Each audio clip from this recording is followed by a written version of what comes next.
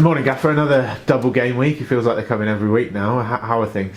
Yeah, good. The lads have had a day off on Wednesday. In fact, we had a catch-up group, the lads who've missed a little bit over the COVID stuff. So we've done a catch-up group with them, the lads who weren't involved. And we're all ready to train today, 23, 24 players.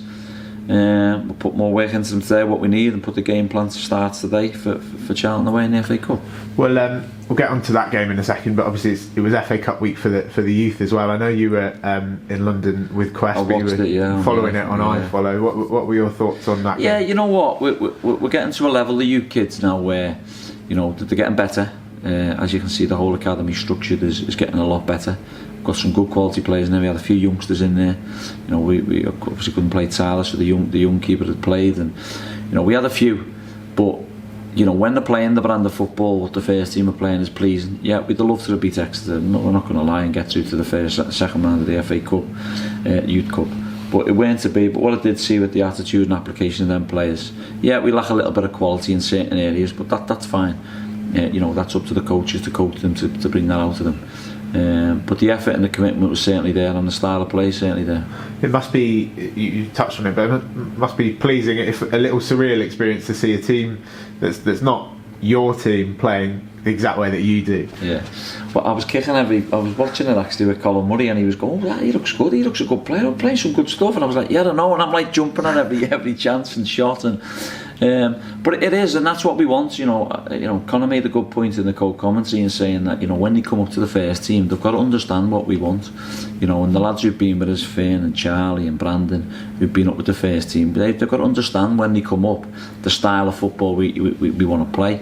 Yeah, okay, you've got senior players in our squad who can be trusted with the ball, and maybe Brandon at times is picking the wrong pass because he feels, I don't want to put him under pressure, where he can give Danny Mayer type a ball and he under pressure, or George Cooper, and they deal with it. But yeah, it's always pleasing, and that's what we want right the way through the academy now. It's important that they follow suit. So now obviously onto the senior team. You personally, have you got fond memories of the FA Cup as a player? Yeah, I love the FA Cup. Have you got standout moments? The best one beating Everton in the third round, wasn't it? I just remind Shuey and Neil of that all the time. We beat Everton 3-1? Yeah, 3-1 at the old Game Meadow for Shrewsbury. Great game. And then we got beat 4-0 or 4-1 off Chelsea in the fourth round, which was very good. But no, I love the FA Cup. As I said, it's one of the best competitions you can be in, at our level anyway, and a league or two above.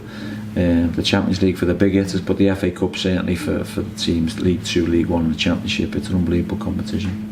So Charlton away, it's a tough draw, but in many ways possibly the tie of the round, possibly the higher quality game, with both teams in tremendous form. What are you expecting from that one? Tough game, yeah. As you said, it could have been easier, the draw for us, but in terms of it'll give us a good guide of where we're at.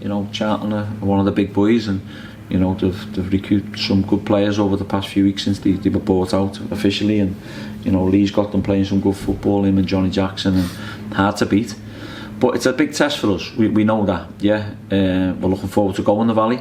It'll give us a good indication of where we're at for when we play them Boxing Day, and where they're at. But ultimately our main aim is league football, but while we're in this competition, we'll give it everything we possibly got. So in terms of the way you approach the game, I know a lot of managers have different views on how they handle cup games, but you're quite clear that you always want to go as strong as you possibly can. When you've got a group of 20 odd players who are pretty much all in excellent form, how difficult is it to pick that team?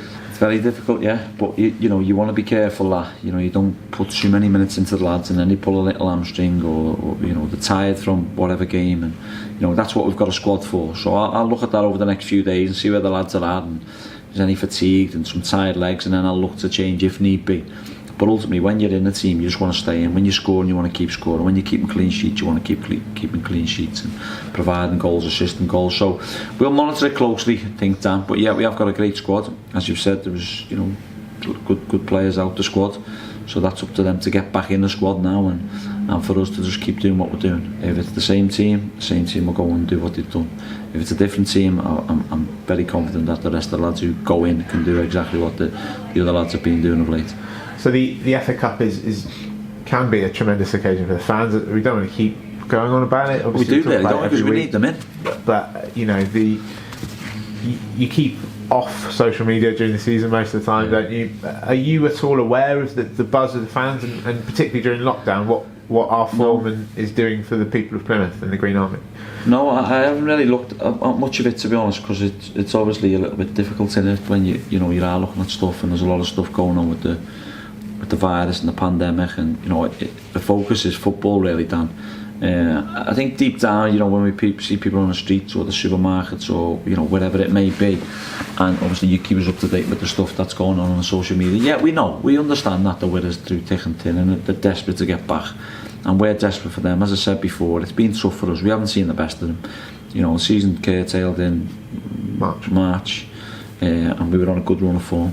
We should have been celebrating with the players and the families and the fans on the pitch. We should have had a promotion party. We should have belted the Barbican out in green. All these things that we're missing out on, and now they're missing out on exciting football, which they seen last year. But as I said, League One suits us down to a T in terms of the team that you're playing, and the goals we're scoring, the way we're playing our football. It's disappointing that they're not here. Given the intensity of the start of the season, did you necessarily expect that you would have so many players available at this point? Had you probably assumed you'd have more injuries?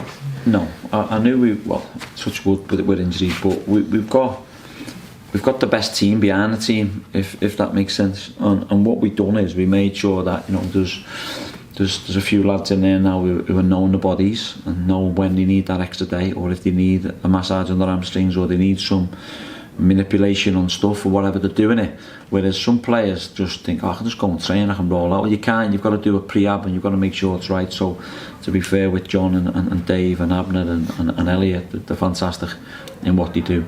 I don't want any injuries throughout the season. Yeah, we are going to get some, but we want to make sure we've got available players week in, week out, and we're certainly getting that now. Yeah, it is an headache for me, and sometimes you don't put one or two of them that's not too well or a bit tired, and they take it out your hands so you can make the decision. But that's my job, isn't it? We've got a fantastic group of players, and if I have to have 23, 24 every week to pick from, I'll be pleased. One player I think who's possibly not going to be available in the next couple of weeks for a good reason is Luke Jeffcott, who has been called up to the Welsh under-21 squad again. You must be delighted he's getting that recognition, but a little bit frustrated you can't pick him. Yeah, I think Mark Bone was here the other night. Look, we want him to go on international duty, and he's representing his country first and foremost, and it's good for us. What I do want to see him is play, though. I don't want him to go away for 10 days and play 20 minutes. It's no point. I'd rather him stay here and get minutes with us. I'm not telling Mark what to do with the team, but when one of our main goal scorers is going away, we want him to be representing the country and playing and scoring goals, because we feel he will. I'll be disappointed if he doesn't play many minutes, because it's a waste of time, if you ask me. But then that gives someone else an opportunity to step in, whether that's Timmy, whether that's Dom, whether that's Frank, whoever it is. We've got to make sure that they're ready when called upon, and I'm sure they will be. But that's kind of your, I guess, Luke Jeffcott's journey in the last 18 months with you is kind of what the new academy restructure and everything is all about. You want to be bringing more Luke Jeffcotts through all the time, don't you? We do, yeah. Well, Will Jenkins Davis, he's Welsh as well. He gets called up for Wales, and we want to have internationals in the football club, whether that's Wales, Scotland, England. We feel when Ryan Hardy gets fired, and I've looked at the Scotland squad this morning, and I'm thinking, okay, well, why isn't Ryan Hardy in there? Because Ryan Hardy could get in the Scotland squad, no problem, for everything he's got. And again, the other lads, Jerome, I'm not too sure what his nationality is, and Tyrese, and the lads who are young enough to get in the fold, then why not? Coops should be around the England squad 100%. He's unbelievable. I'm not saying take all my players, but the recognition of these players and what we're doing right through the academy, that's what we want. We want good players, international players, and we want good standard of players down the southwest playing for Plymouth Argyle. And of course that kind of breeds confidence throughout the squad and the high training standards and all the things you need to be a successful team, doesn't it? Definitely, yeah. I've just give half my team away there on international duty, haven't I? But I think if you get 3, you have the game called off, so just make sure we've got 3 called up and not 2. It does, and the recognition is good, and that's what we want. That we're getting a lot of recognition now all over the world, if you like, and Simon's friends in America, and rightly so, because we're doing things right upstairs, on the field and behind the scenes. I better let you get to training. Thank you very much. Thank you very much.